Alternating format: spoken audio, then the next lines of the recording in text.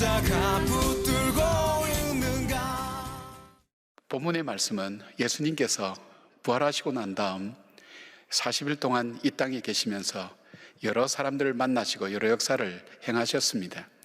그 중에서도 엠마오로 가는 두 제자에게 예수님은 나타나셔서 하나님의 귀한 역사를 또 이 제자들에게 설명하는 것을 보게 됩니다. 이 본문을 보면서 그런 생각이 들었습니다. 왜 예수님께서 이 땅에서의 단 40일밖에 남지 않은 이 귀한 시간에 엠마오로 가는 그 두 제자에게 나타나셔서 무슨 의도와 무슨 뜻으로 말씀하셨을까? 그 말씀을 생각해 보면서 이 말씀을 본문을 하나씩 읽어 나가기 시작했습니다.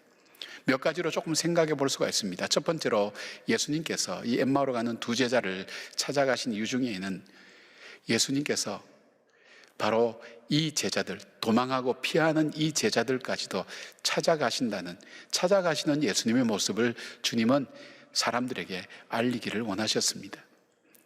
오늘 이 제자들의 상태를 보니까 예수님께서 부활하셨다는 소식을 들으면서도 불구하고 그들은 그 말을 듣고도 그들은 실망과 절망으로 엠마오로 가는 그 길을 선택해서 내려가는 것입니다.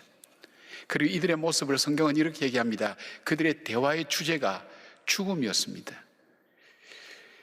여러 가지 이야기가 나누어지겠지만 그 이야기를 이렇게 주제를 뽑아보면 그 대화의 내용들은 거기에 생명이 있거나 소망이 있거나 기쁨이 있는 것이 아니라 다 죽음에 대한 이야기로 그들은 대화를 하고 있었다는 겁니다. 그리고 그들의 얼굴빛은 슬픈 빛이었다라고 그렇게 얘기합니다. 우리의 표정은 우리가 말하는 것보다 더 많은 것을 함축하고 있다고 얘기를 합니다. 세계적인 심리학자인 허버트 앤더슨 교수는 그런 얘기합니다. 슬픔은 가장 소중하고 귀하게 여기던 것을 잃어버렸을 때 나타나는 당혹스러운 감정의 덩어리라고 그렇게 얘기합니다. 자, 한번 생각해 보십시오, 여러분. 예수님이 싫다고, 예수님께 실망했다고 도망가고 흩어지는 그 제자들, 그리고 온갖 대화의 주제가 생명과 소망이 아니라 예수님께서 가르쳐 주셨던 그 천국의 소망이 아니라 죽음으로 가득한 이 땅의 대화들, 슬픈 빛으로 예수님이 동행하시지만 자기들 문제에 빠져서 예수님이 함께 하시는 것을 알지도 보지도 깨닫지도 못하는 이들을 예수님께서 보셨을 때 어떤 마음이 들어가셨을까요? 아마 찾아가고 싶지 않았을 겁니다. 만나고 싶지 않았을 것입니다. 그들에게까지 가서 그 부활을 증가하고 싶은 마음은 예수님은 없으셨을 겁니다. 그러나 예수님은 바로 엠마오로 가는 두 제자에게 찾아가시면서 주님이 어떤 사람을 찾아가시는지, 어떤 사람을 만나기를 원하시는지 주님의 마음을 바로 이 본문 속에서 읽을 수가 있었습니다. 주님은 주님이 싫다고, 주님에게 실망했다고 배신한 사람을 주님은 버리지 않습니다. 그들의 대화가 생명력이 있고 소망이 없다고 해서 주님은 그들을 모른 채 하지 않습니다. 그들의 삶이 슬프고 고달프고 힘들다고, 그리고 지쳐서 낙심하고 아무것도 알지 못하고 이제 삶의 주변인으로 더 이상 삶을 살기가 없다고 용기가 없는 그들을 주님은 버려두지 않는다고 하셨습니다. 주님은 우리를 고아와 가부처럼 버려두지 않는다는 그 말씀을 주님은 직접 부활하신 주님이 실천하고 계신 것입니다. 언약하신 대로 이행하시는 주님의 모습을 우리 주님은 엠마오로 가는 두 제자에게 나타나심으로 주님은 보여주고 싶었습니다.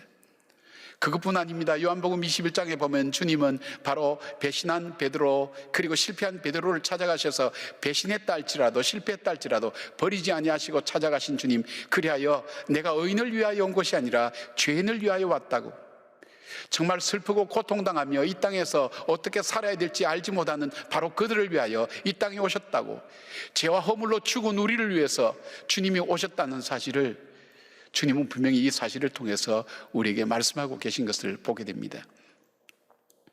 사랑하는 여러분, 오늘 여러분이 사랑하는 우리의 세상은 어떻습니까? 우리는 어려운 일 만나면 진리를 할지라도 회피하고 도망가지 않습니까? 우리 주님의 일 앞에 우리는 얼마나 많이 도망가고 회피했습니까? 그리고 주님 앞에 실망했다고 얘기한 적이 얼마나 많습니까? 우리 뜻대로 되지 않을 때, 우리 마음대로 되지 않을 때 우리는 얼마나 주님 앞에 실망하고 좌절하고 주님과는 점점 다른 거리로 멀리 떨어졌던 우리 자신들이 아니었습니까? 우리의 수많은 대화 속에 정말 주님께서 우리에게 주신 그 소망의 메시지, 생명의 메시지, 부활의 메시지가 우리의 대화 속에 있었습니까? 오늘 여러분 가정에서 수많은 이야기들 친구들과 나누는데도 불구하고 우리는 일에 대한 것 아니면 우리의 주제는 온통 이 땅의 것으로만 가득 차 있지 않습니까? 우리에게 참된 소망을 찾아볼 수 없는 바로 그들에게도 우리 주님은 찾아오신다는 것입니다. 어쩌면 슬픈 마음으로 다시 일어설 수 없는 이 땅의 역사 가운데 바로 그 사람이 바로 나라 할지라도, 죄인 중에 개수를 할지라도 주님은 버리지 않고 우리에게 찾아오셔서 반드시 구원해 주시고 약속하신 대로 이루어져 가시는 것을 주님은 바로 이 엠마오로 가는 두 제자를 찾아가면서 말씀하고 있습니다. 1892년에 우리 조선 땅에 선교사로 오신 미국인 부부가 있었습니다. 이 부부는 막 결혼해서 이 땅에 왔지만 그들에겐 자녀가 없었습니다. 이 땅에 이제 6년 만에 자녀가 생겼습니다. 아들이 태어난 것입니다. 얼마나 기뻤겠습니까? 근데 그 아들은 8개월밖에 살지 못하고 세상을 떠났습니다. 이 부부는 깊은 슬픔에 젖어 있었습니다.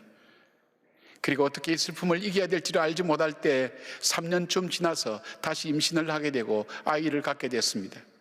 기다렸던 이 아이가 태어났지만 이 아이는 태어난 지 하루 만에 세상을 떠나고 말았습니다.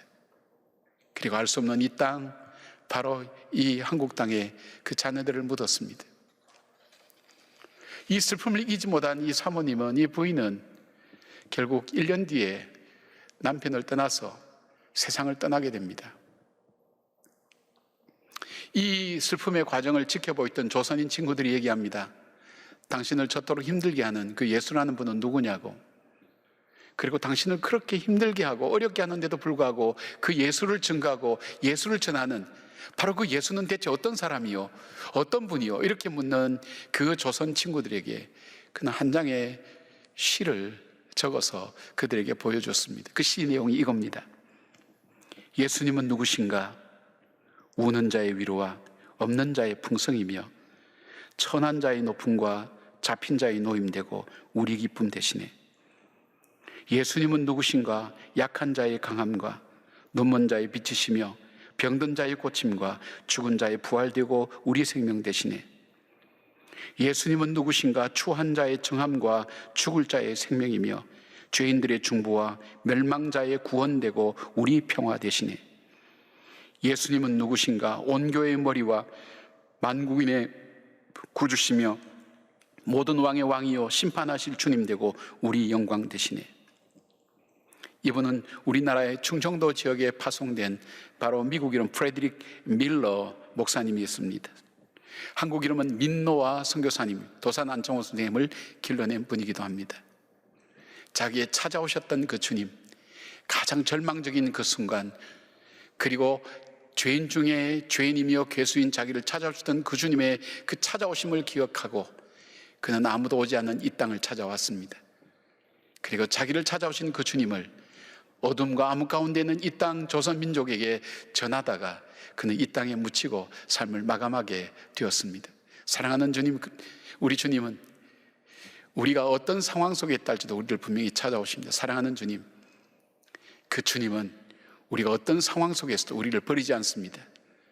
나도 포기한 나를 그 주님은 포기하지 않고 바로 이 땅에 육신의 몸을 입으시고 오셔서 십자가에서 우리 죄를 위하여 돌아가신 그 크고 놀라운 사랑을 우리에게 베풀어 주신 것처럼 오늘 저와 여러분 속에도 찾아오십니다.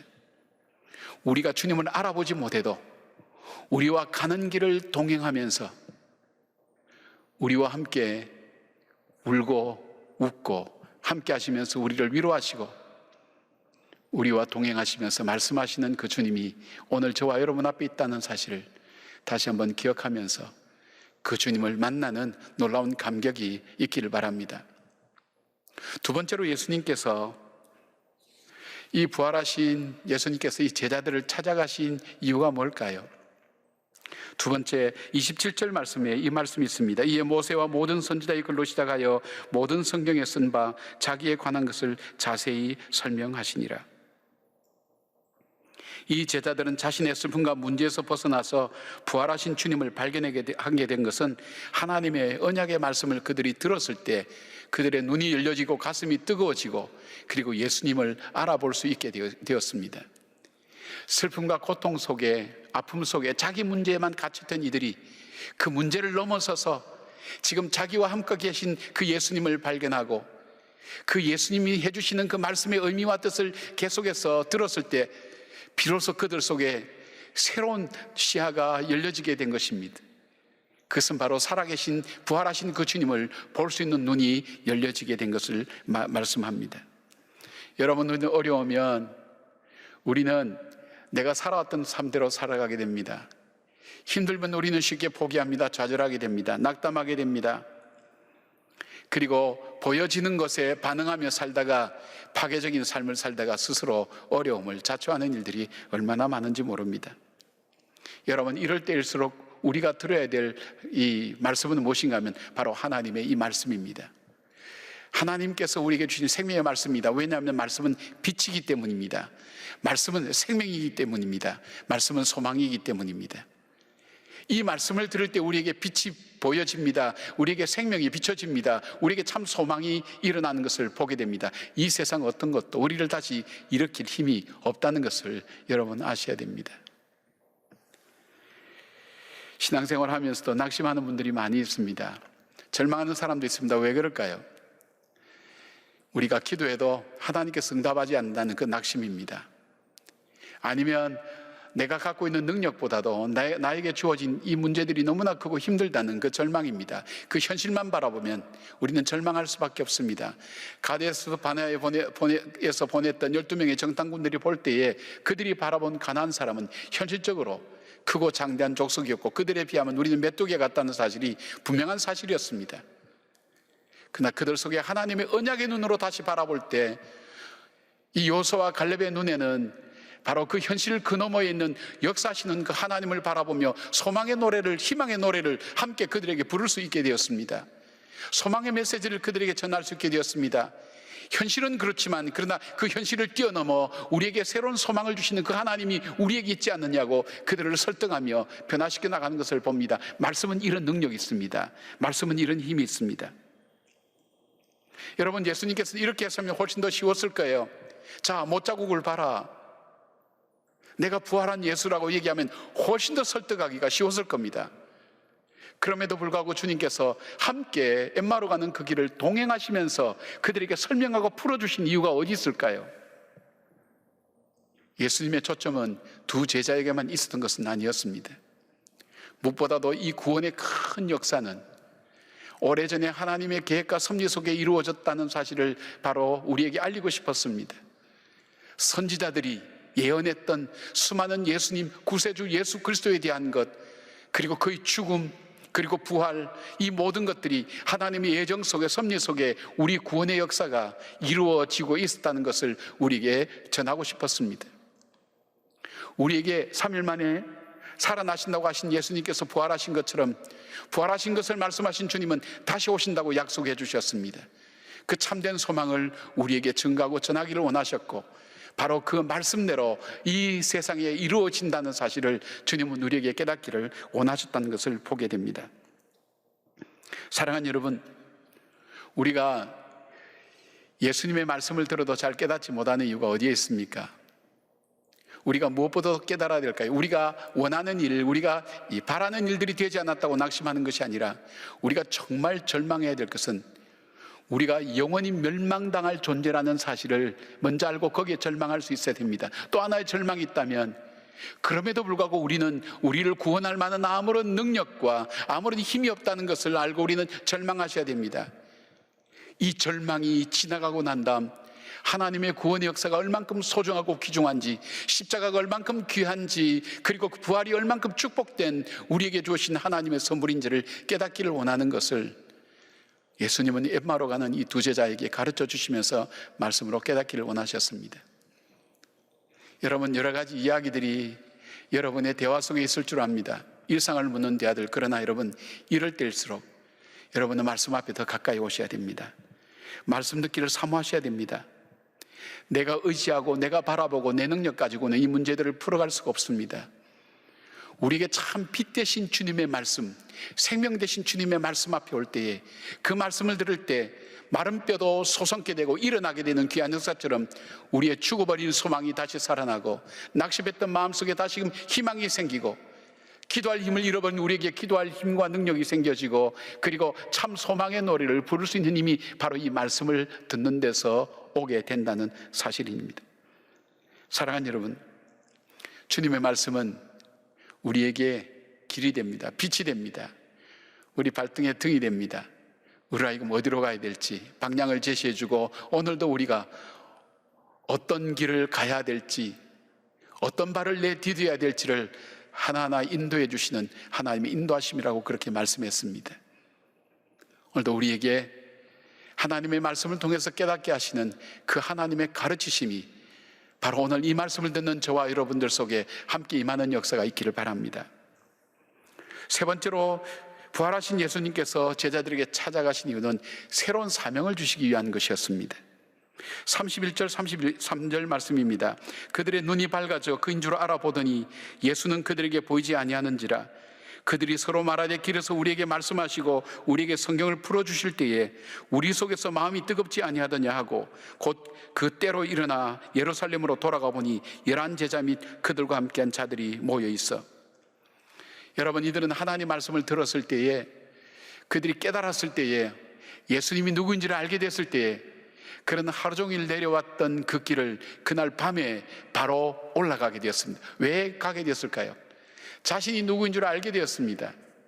부활하신 주님을 통해서 주님의 언약하신 것이 얼만큼 귀하고 소중한 것인가를 알게 되었습니다. 주님이 죽으셨다는 것, 십자가에 돌아가셨다는 것, 그리고 그 주님은 십자가에 돌아가셨을 뿐 아니라 부활하셨다는 그 부활의 증인으로 살고 싶은 그 믿음의 마음이 그들 속에 용솟음치기 시작했습니다. 가슴이 뜨거워지기 시작했습니다.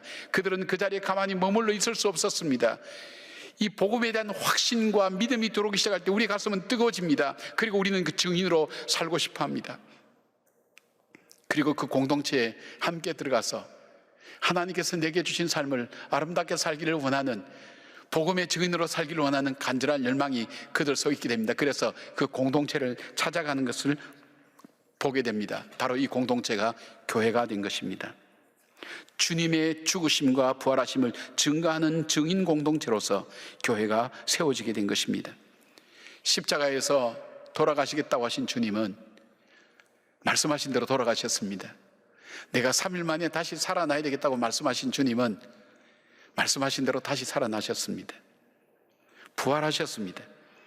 그리고 그 주님은 우리에게 약속하신 대로 그리고 다시 오시마 약속하여 주셨습니다.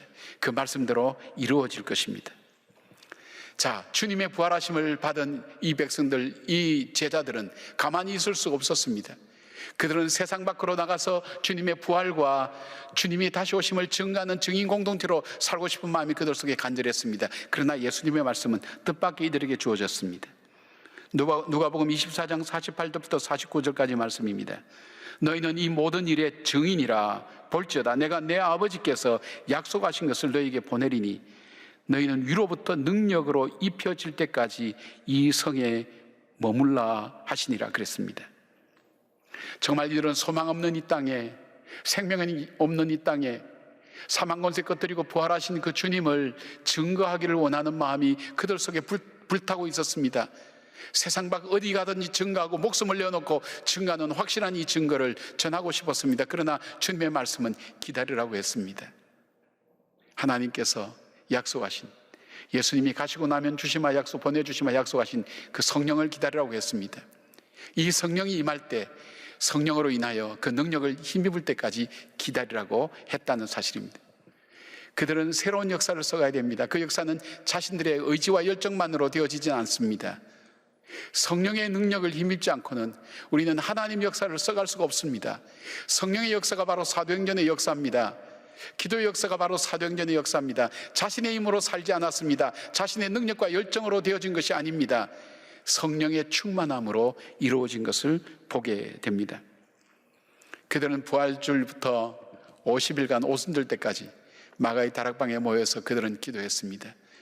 주님께서 보내주시마 약속하신 그 성령의 충만함, 그 성령의 충만함이 임할 때에 그들이 서로 감격과 뜨거움으로 하나님의 능력을 덧입고 복음의 증인으로 세계로 흩어져서 이 복음을 전하며 역사를 바꾸고 인생을 바꾸는 귀한 사람이 되었던 것을 보게 됩니다.